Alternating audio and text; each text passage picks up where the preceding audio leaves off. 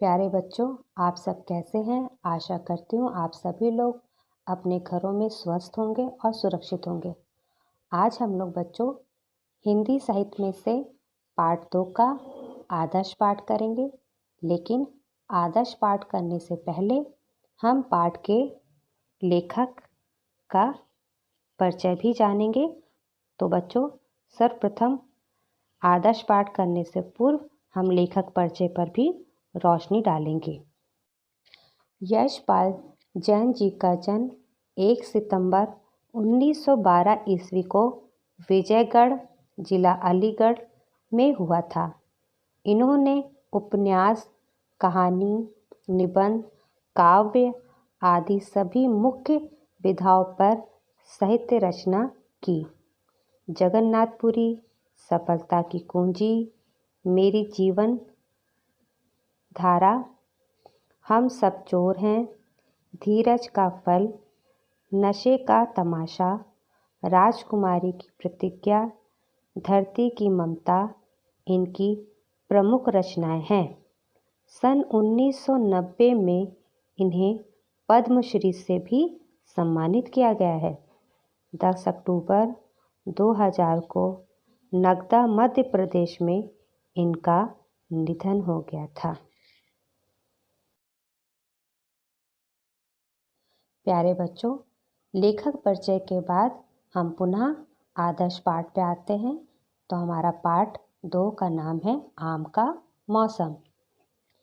किसी गांव में एक बड़ा ही भला और सच्चा आदमी था। सारी जिंदगी उसने खरी कमाई की और हमेशा अच्छे काम किए। उसके 4 बेटे थे।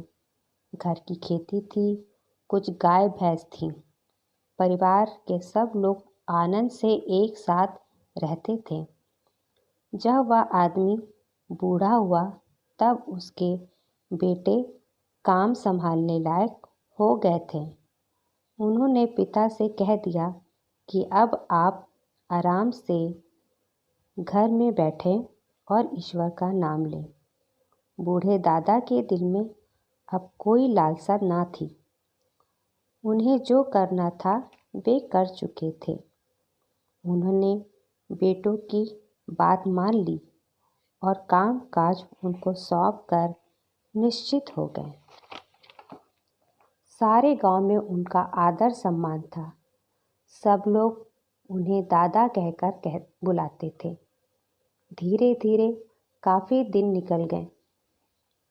आम का मौसम आया, पर यह क्या, दादा को देखो, जो कभी यहाँ कभी वहाँ सारे गांव में चक्कर लगा रहे थे।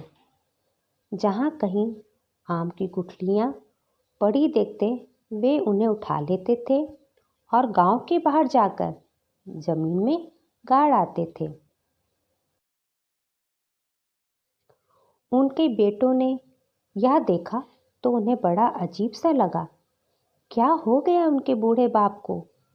लोग आम खाकर गुठलियों को फेंक देते हैं और ये उस जूठन को साफ करते हैं। शायद उनमें समझ आ जाए, ये सोचकर वे बच्चे चुप रहे। जब उन्होंने देखा कि उनके पिता लगातार वे ओछा काम करते जा रहे हैं तो उन्हें बड़ा बुरा लगा। प्यारे बच्चों, इस कहानी को आपने सुना? अच्छी लगी? अभी ये कहानी हम यहीं पर समाप्त करते हैं। इसके दूसरे भाग में हम आगे के पाठ का अध्ययन करेंगे।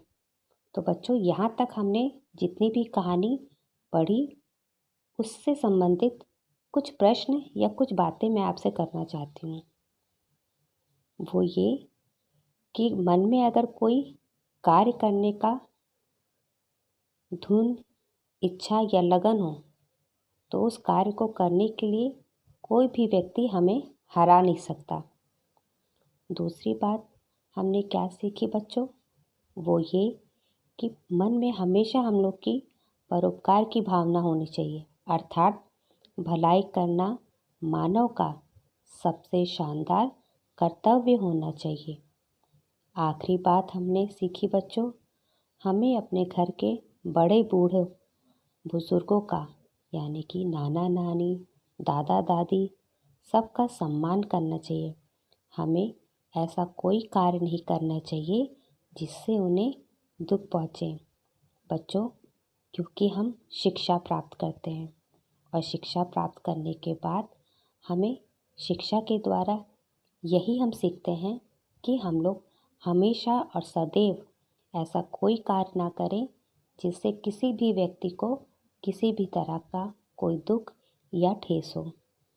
तो प्यारे बच्चों, आज इस कहानी का अध्ययन हम यहीं पर छोड़ते हैं। भाग 2 में पुनः इस पाठ का हम आदर्श पाठ करेंगे और इस कहानी को आगे समझेंगे। तब तक के लिए बच्चों, आप लोग अपना ध्यान रखिएगा, ख्याल रखिएगा। धन्यवाद।